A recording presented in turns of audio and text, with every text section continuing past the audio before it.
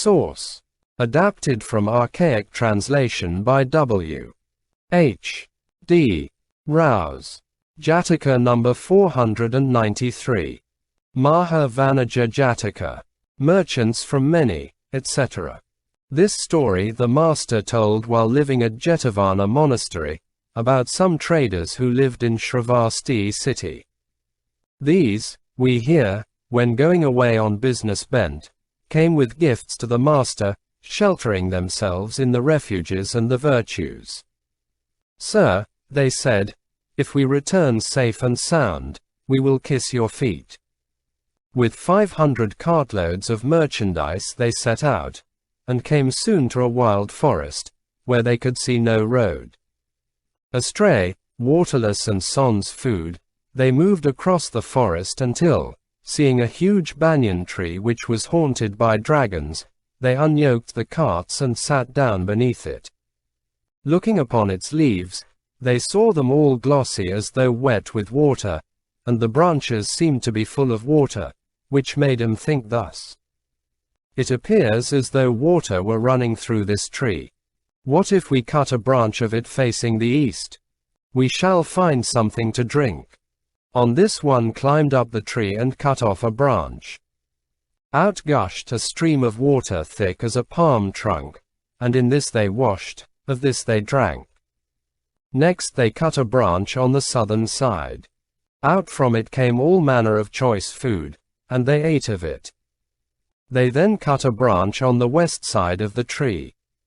Out sprang women fair and beautifully adorned, with whom they took their pleasure. Lastly, they cut one of the northern branches.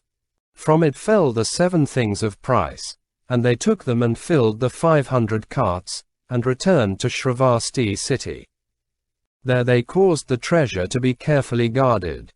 Carrying in their hands garlands and perfumes and the like, they went to Jetavana monastery and saluted the master and paid worship to him, and then sat on one side. That day they listened to the preaching of the righteous path. And the next, they brought a generous present, and renounced the merit of the whole, saying, the merit of this gift, sir, we renounce in favor of a tree deity who gave us the whole treasure. The meal finished, the master asked them, what tree deity do you give this merit to? The merchants told the Tathagata the manner how they had received the treasure by a banyan tree. Said the master, this treasure you have received for your moderation, and because you have not given yourselves into the power of desire. But in former days men were lacking self-control, and were in the power of desire, and by that they lost treasure and life both. Then at their request he told them a story of the past. Once upon a time hard by Benares was this same wild forest and this same banyan tree.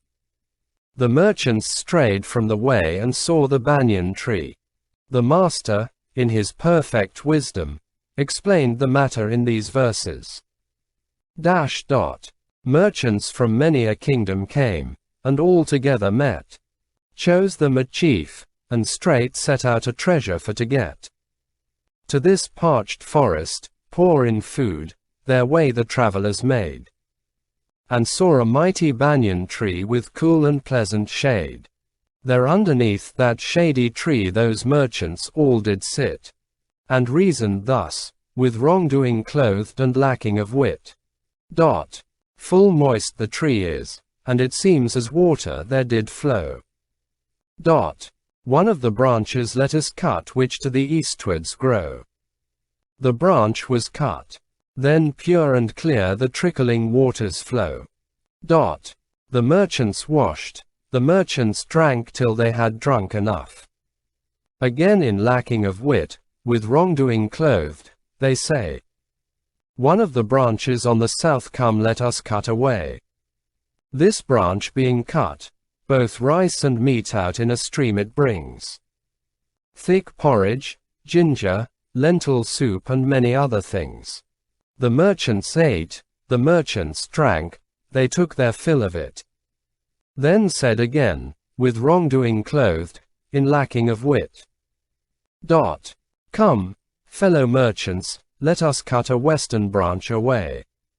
Out came a company of fair girls, all moved in brave order. And oh, the robes of many colors, jewels and rings in plenty. Each merchant had a pretty maid, each of the 25. These all together stood around beneath the leafy shade. These and the merchants in the midst, much merriment they made. Again, in lacking of wit, with wrongdoing clothed, they say, one of the branches on the north come, let us cut away. But when the northern branch was cut, out came a stream of gold, silver in handfuls, precious rugs, and jewels many times. And robes of fine Benares cloth, and blankets thick and thin. The merchants then to roll 'em up in bundles did begin. Again they said in witlessness and wrongdoing, as before, come let us cut it by the root, and then we may get more. Oh, then rose up the chief, and said, with a respectful bow, what mischief does the banyan do, good sirs? God bless you now.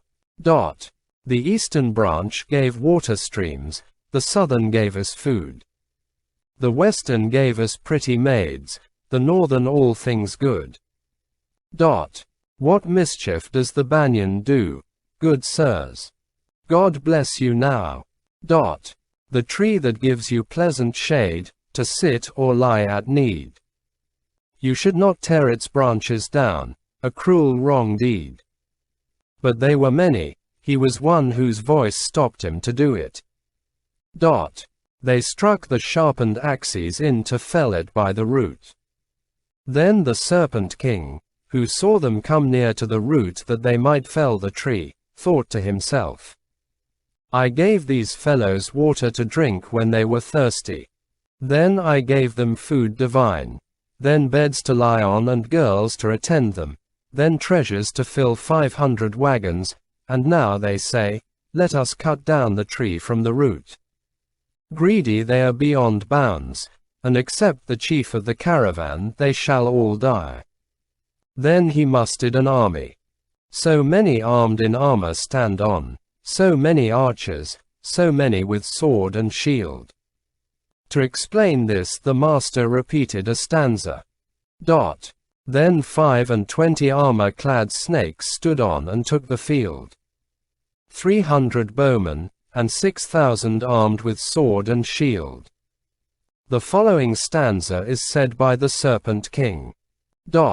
Strike down the men, and bind them fast, spare not the life of one. Burn him to cinders except the chief, and then your task is done. And so did the serpents. Then they loaded the rugs from the northern branch and all the rest of it upon the 500 waggons, and conveyed the waggons and the chief of the caravan to Benares, and put up the goods in his house, and taking leave of him returned to their own place of dwelling. When the master had seen this, he repeated 2 stanzas of advice. So let the wise his own good see, and let him never go a slave to greed, that he disarm the purpose of his enemy. So let him, seeing this evil thing, pain rooted in desire, shake off desire and chains, and to holy life aspire. Having ended this discourse, he said, thus, brethren, in days of past merchants possessed with greed came to serious destruction, therefore you must not give place to greed. Then having explained the truths, he identified the birth. At that time Sariputra was the king of the serpents, and I was the caravan chief.